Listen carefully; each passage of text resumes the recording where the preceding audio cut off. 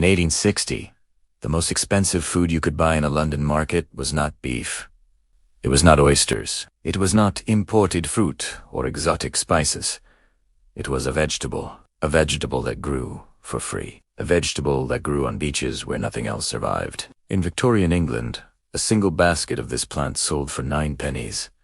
That was more than a pound of steak, more than fresh fish, more than most people earned in a day. Kings ate it.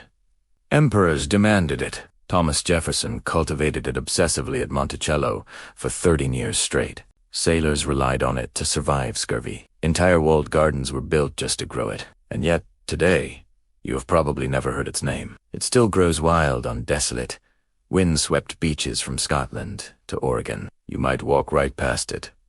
You might step on it, but you will never find it in a supermarket, because this vegetable committed the ultimate sin of the modern world. It could not be mechanized. This is the story of Sea Kale, the luxury food industrial agriculture abandoned because it was too much trouble. Welcome to Lost Nature Vault. Before we open this vault, if stories like this matter to you, if you believe the modern world buried something valuable, subscribe and hit the bell. We are not here to chase trends. We are here to remember what efficiency erased. Now let's dig. The archive opens in 1731 on the brutal shingle-covered coast of Sussex, England. Wind howls off the North Sea. Salt spray coats everything. Almost nothing grows here, but a botanist named Phillip Miller is watching something strange. Local villagers walk out onto the beach in early spring. They dig into the stones with bare hands. No tools, no fields, just rock, cold, and wind. They are hunting pale white shoots emerging from deep underground crowns. They call it Sea Kale, the ancient crumb. Miller records that, when cooked, these shoots rival artichokes in flavor. Nutty, sweet, complex. But he does not discover it. He realizes something more unsettling. These people have known about it forever. Archaeological evidence shows Neolithic communities roasting it alongside seaweed thousands of years earlier. By Roman times, it was already valued, pickled, stored, taken on ships for long voyages. It prevented scurvy. It kept sailors alive when citrus failed. And yet, in 1731, nobody farms it. They simply take what the ocean allows. That changes in 1799. One pamphlet alters food history. A British botanist named William Curtis publishes a modest document with an unremarkable title, Directions for the Culture of Crambe maritima. What Curtis realizes is profound. In the wild, sea kale does not grow like other plants. Its shoots push up through feet of heavy beach stones. The stones block light. The plant struggles. It stretches desperately upward, and in that struggle, something happens. The stems grow long, pale, crisp, and intensely sweet. Curtis understands the secret. Darkness creates luxury. Stress creates flavor. He tells gardeners to mimic the beach. In early spring, cover the emerging shoots with heavy clay pots. No light, total darkness. The plant panics. It pours sugar into its stems. It grows faster, longer, softer.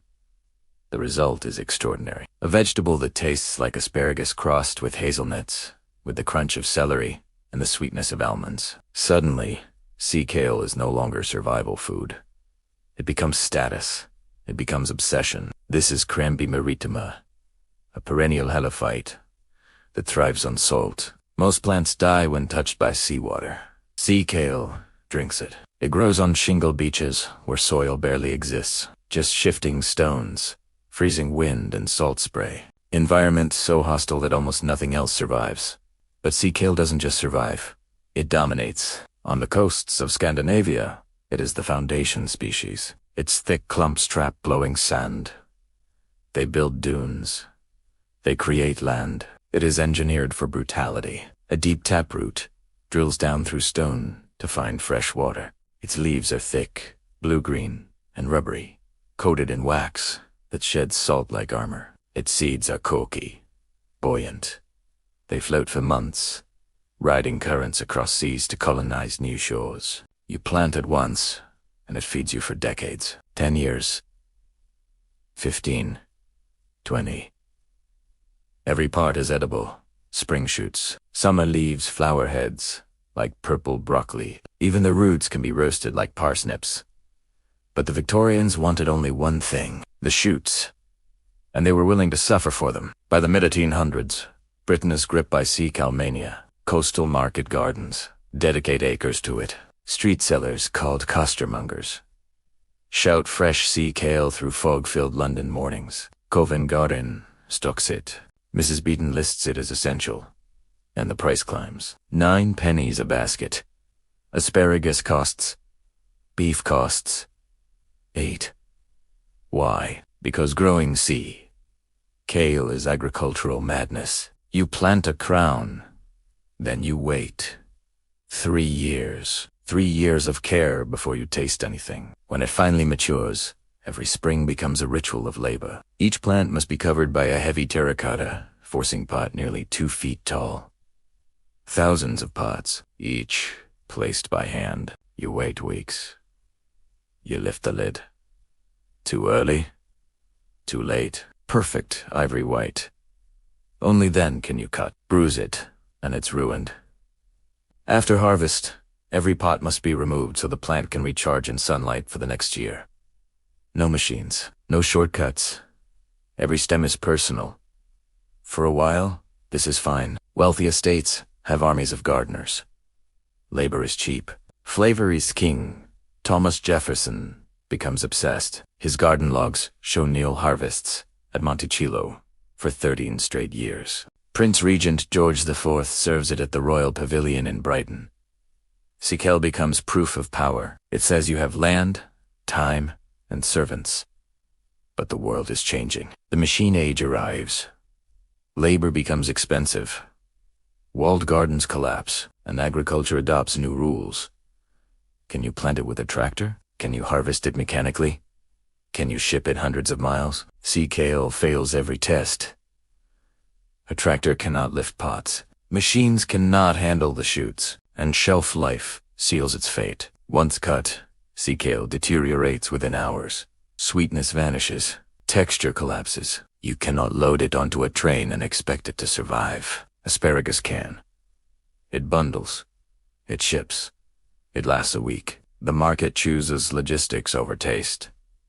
Sea Kale disappears, but the damage doesn't stop there. Victorian demand had already stripped the wild populations.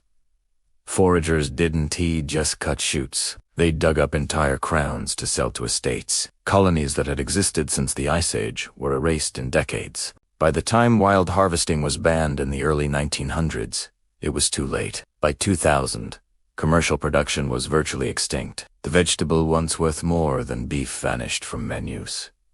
Today, wild populations remain fragile. In Northern Ireland, one colony survives. Across Britain and Ireland, it is protected by law. Not because it is weak, but because humans almost destroyed it through desire. And what did we lose? Nutrition. Sea Kale is loaded with vitamin C. Sailors knew this. It stopped scurvy when citrus failed. It contains high vitamin K, more potassium than asparagus, powerful glucosinolates linked to cancer prevention. It grew without fertilizer, without pesticides, without fresh water.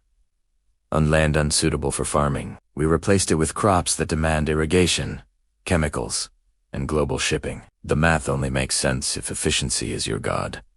But nature waits. In recent years, chefs began looking backward. Foraging returned. Flavor mattered again. Sea Kale resurfaced.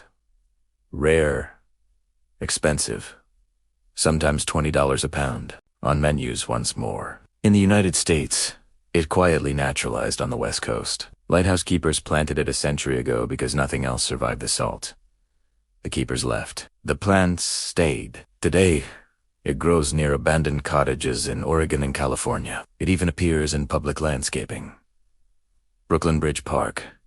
White flowers blooming beside grasses. People walk past it every day, unaware they are staring at a lost luxury. Sea Kale is not just a vegetable Edie Salison. It reminds us that efficiency erased flavor, that machines dictate taste, that some things refuse to cooperate. It demanded patience. It demanded labor. It demanded respect. and because of that, it was abandoned. But it is still out there, on cold beaches and shifting stones. Waiting. Some things are worth the trouble. If this vault opened your eyes, subscribe to Lost Native Vault. We are unearthing what the modern world tried to forget. The next vault opens soon.